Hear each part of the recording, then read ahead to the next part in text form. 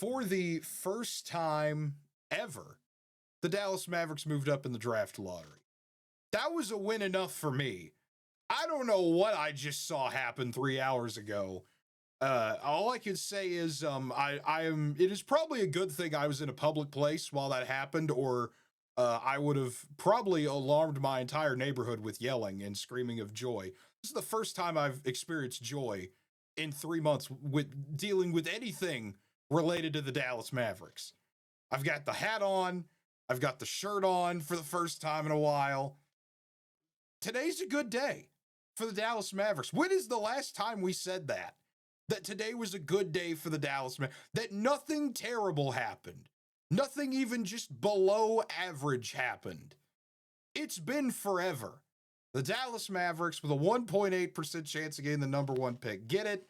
Maybe this is the most rigged draft of all time. There's a very good chance that that's the case. You trade Luka, you get Cooper Flagg unless Nico does something absolutely almost as dumb as trading Luka. If you trade this pick, just Nico Harrison, what are you doing? Why do you hate Dallas so much? But man, just I cannot believe that this happened. This doesn't happen to the Dallas Mavericks. Good things do not happen in the lottery to the Dallas Mavericks. The second number one pick all time for the Mavs. Last time that happened was Mark Aguirre all the way back in 1981. But man, this is just unprecedented for Dallas. It's weird to see that they are in a good position for this, because this was a season from hell.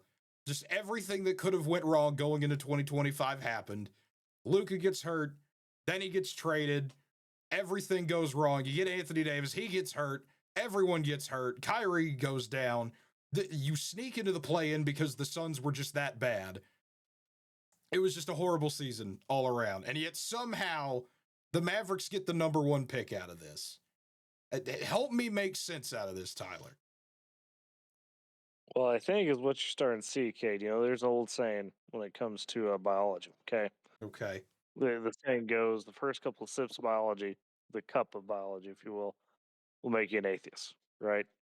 Okay. But at the bottom, this is an old Mark Twain quote, at the bottom, you'll find God. For the Dallas Mavericks, is this the start of the first couple of Oh, sips Jesus, don't tell me you're going here. after, you know, you mentioned his name, after Nico, he was the bad man in town. He still all is. Of a sudden, Don't tell all he still of a sudden, is. All of a sudden, the Lakers flame out. Luka looks like a bum. They were overhyped, overrated. Every negative criticism about him became true in that series. And here you go, all of a sudden, like you said, you're in the driver's seat to get who? Cooper Flagg, touted as a generational. He's the next big thing. And not only just a great offensive player, but a great all-around player, a good defensive player. Are we getting to the point? I'm not saying we're there. We still got a ways to go. Yeah, no. But is Nico going to be right? Is he going to be right at the end of this? Oh man, a tough pill to swallow. If he somehow is, first of all, he will never be allowed in. Like, he has already caused too much damage. I don't want to turn this into a third Nico video. We already have 2 other videos on that subject. I'm not going down the 20-minute rant again. I'm not going down that. Today's supposed to be a day of optimism, Tyler. We're not doing this again. It is. It's just, it's one of those where I was talking with another friend who called me, nearly interrupted what I was trying to do for work because he was just very confused of his exact phrasing was, how did y'all get away with this? And I mean, that's just where he was the at. NBA's rigged. We are. I mean, yeah. I mean, I told him we got the divine intervention from Adam Silver. I mean, if you think this is a conspiracy theory, which, to be fair, this is probably one of the easiest NBA conspiracy theories to put together in your head. Doesn't take a whole lot of effort to get through this one.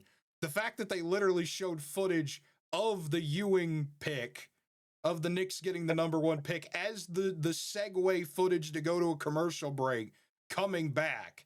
If you're a true conspiracy head, you would believe in that. You'd say, hey, they showed the 85 Ewing goes to the Knicks. That was the first big rigged draft. Is the NBA, is Adam Silver mocking me right now? But just the wave of emotions I had going from, okay, Dallas is probably going to get the number 10 pick. There's a very good chance we trade that pick and try to go after someone else to create a big three with Kyrie and AD. And that could have meant bye-bye PJ Washington. That could have meant bye-bye Daniel Gafford or Derek Lively or whoever they wanted to throw away. But now that you have Cooper Flagg, this drastically changes everything. I mean, if you draft Cooper Flagg, if you don't, there's going to be another 30-minute rant coming in a few months. But if you have Cooper Flagg, you're going to get Kyrie back, hopefully in January. That's best case scenario we're talking about now. You get Anthony Davis back. You've got the potential to do something now. Not this year. I mean, Cooper Flagg will still be a rookie. Rookies don't, not everyone is a LeBron where they come out amazing and you go, okay, I see the vision, we're good. It'll take a year or two. I mean, that happens with everyone just about. But he's supposed to be different, though. Let me ask you this, okay? Let me ask you this. Is it not the best case scenario at this point, for the sake of the fan base, for Nico to be right? Is it not the best case scenario? Because that means he would have eventually made it enough of the right moves to say, dang, it was as tough as it was, as horrible as it was. Trade Luke was the right move. Is that not the best case scenario? Okay, so we're about to dissect. We don't. We're about to. We don't have to jump off the deep end. I'm just in a yes or no form. I'm saying I'm gonna attack this from multiple angles. Okay, I'm gonna attack this from the non-fan side and the fan side. From the non-fan side, yes, this is the best thing that could have happened to the Mavericks. If Nico is right, that is the best case scenario remaining for Dallas. That, the Lakers fall apart and don't know what they're doing and never get a team built around Luka properly, and he just flames out in their first or second round exits almost every year. And that, he can will them only so far to maybe a conference final or something like that. And the Mavs will have Cooper Flagg. Your window can kind of reset after Kyrie and AD get old enough that you can kind of flush them out, bring in more talent, and continually kind of build up for multiple rounds of contending. That is the best case scenario that can happen now. The problem is, and this is where the fan side comes in, that this is great for Dallas, but it still doesn't change the fact that we had to sacrifice Luka, a proven guy, to get here for Cooper Flagg, who, with all intents and purposes, we all think will be the guy, but he hasn't proven it yet. We can look back on this from 5 years from now and go, wow, maybe Nico really was the smartest guy in the room. But until you see concrete proof of that with my own eyes or with any Dallas fans' eyes, they're going to deny it every chance they get. It's the only logical thing that we can do when you trade the second best Maverick of all time. Hey, sometimes you got to go through the valleys before you can reach the peaks, right? Yeah, that's true. Look at the Thunder. Look at the Thunder. As a Thunder fan, KD leaving. Russ getting the MVP, but the team ultimately not being able to be built enough to ever be that title contender again. You think, oh man, the window is closed. It's done. And within a couple of short years after that, yes, the NBA will try to tell you that it was like a decade when it really wasn't. But we're right back here, 6 to 8 wins, and we're the favorite. So sometimes you got to, get through those spots where you think, oh, we just missed the chance. We missed the window. Generational players gone. And it renews. And it turns out to be better. Because I'll tell you right now, this is a different video. I think this is a much more complete Thunder team than I ever saw with Kevin Durant and Russell Westbrook at the helm. Just saying. But that's a different conversation. So sometimes, Cade, you got to go through those.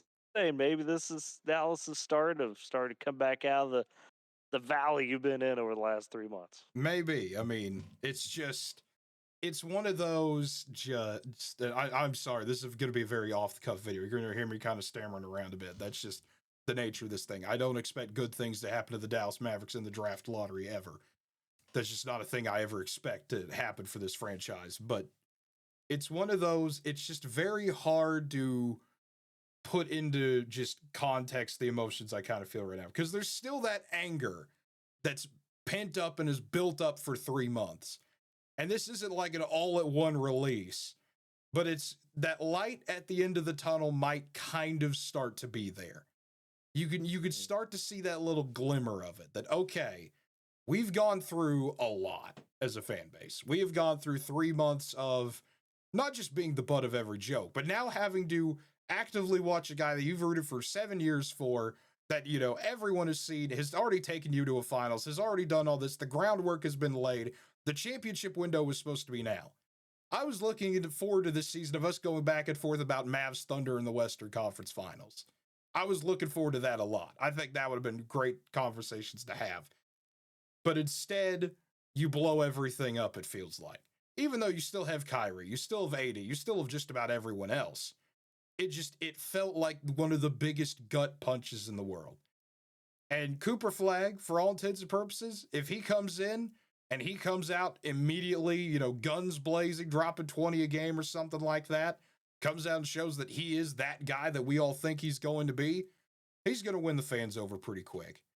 And slowly over time, that's not a wound that'll ever heal, but you can somewhat put a Band-Aid on it. It won't ever go away. Okay, Larry O'Brien could fix that pretty good. It won't ever go away. It'll be like, this probably isn't the best way to put it, but you know, you imagine like Dirk and Steve Nash when that happened, where you let Steve Nash go. Yeah, the Mavs still made a few finals appearances. They won a title out of the deal, but you always kind of think about what could have been. And with Luka, obviously, that's a situation that you tenfold that, where you think of what could have been. You're going to watch him on the Lakers and go, man, we really got rid of that guy. We really traded that guy. But I also understand that, you know, this is kind of more, this is the lighthearted part of the video now. Dallas has gotten the window. You know how this works. You had Dirk, then you had Luka. Now it's Cooper Flagg's time, Tyler. I'm just saying, There's something about Dallas getting white guys as their star that the sequence works. Every time that guy is supposed to show up, the Mavericks somehow get them. I don't know how this works. I don't know if the basketball god said, sorry, Mavericks, we have to chop off your time with Luka. The next guy's down the line. I don't know. I'm just saying, Tyler. It's very weird how this is all played out over the past day, really. I mean, I came into this day expecting nothing. I expected, oh, wow, we're going to get the 10th pick. We're not making a video about this. We're not doing a draft lottery video. Unless something crazy happened, like San Antonio got the number 1 pick, and we would have to start talking about, great, we're going to pair up Wemby with Cooper Flagg, and keep in mind Castle's still there too. You know, yeah, you start talking about San Antonio, and they're still going to have the number 2 pick, by the way. Spurs are going to go over, get whoever they want. If they want Ace Bailey, they could go get him. They want Dylan Harper, they could go get him. Philadelphia is going to have the 3rd pick. They're going to have a really good choice of who they want. Charlotte still is going to have a good pick. You would project it to be VJ Edgecombe. Whoever Charlotte wants, they're going to have a good shot. So there's a good chance they might mess it up anyways, no matter what. Yeah, unfortunately, Charlotte. Sorry, Charlotte, but it's a weird crossroads that the Mavs are at now. Where I mean, then Windhorst comes out with the report on NBA Countdown right after the lottery, where he's like, "Hey, I'm just saying the Mavs have tried to get Giannis for a long time. I'm just throwing that out there now." You know, now all of a sudden Dallas has that interesting idea to it hey, okay, we've got to see what the Mavs do now. They're now kind of a player in some of these situations now because of that talent they could have, or because of what people think they might do, or they might be thinking Nico's dumb enough to trade the number 1 pick. That could also be the implication there. But it's... Well, you want to talk about a full-fledged riot. Whew. Yeah, I mean, you trade Luka away, and then you get the number 1 pick. You get a literal gift from the NBA, or a full-on redo button, not redo button, but the equivalent of a redo button. As you can get to that. Yeah, as close as you could get to that. And you trade that away as well. At that point, you're just trying to throw the franchise in the trash. Yeah. I mean, at that point, it would just be, what are we doing here? But either way, it has been a weird 3 hours to kind of comprehend this whole thing. I'm glad at the end of the day. Why would I be mad about getting the number 1 pick? That'd be really stupid to be mad about. This is something positive, and I needed this. Dallas needed this. Mavs fans needed this. They also need a lot of things. Stars keep on winning. Cowboys actually might have made a good trade, Tyler. I don't know. I mean, maybe stuff is healing for Dallas. I don't know. Dallas sports maybe getting its groove back together. It's been a while. It's been a whole 3 months. So we'll see. We will see. But we'll have some more NBA content, of course, coming out. We'll have to talk about what Cleveland and Boston are doing, because the East is completely flipped on its head. We're not getting into that in this video. That'll be coming out possibly tomorrow, maybe a little bit after the time this video gets up. But either way, folks, you're going to want to stick around for that. If you made it this far, feel free to hit the like button, subscribe to the channel, hit the notification bell as well to always stay notified as when new videos come out, and leave a comment down below. Are the Mavericks actually going to be kind of okay next year? Is this actually going to be a team that can do something now? Is there some hope for the Dallas Mavericks now with Cooper Flagg and Kyrie Irving and Anthony Davis? That could be a fun trio for a few years. You get that reset when Cooper Flagg is the main guy, hopefully. Things could actually be going well again in Dallas. But if you're listening on Spotify, feel free to give us a 5-star review over there. Keep spreading the word. Nearly to 140 subscribers. To everyone who has subscribed, thank you. To everyone who has not subscribed, please do. It's free. It only takes a few seconds out of your day to hit that button. We do sincerely appreciate it. But folks, until next time, I'm actually not mad about the Mavericks for once. I still can't believe that. Have a good day, everybody, because I actually did have a good day as a Mavericks fan.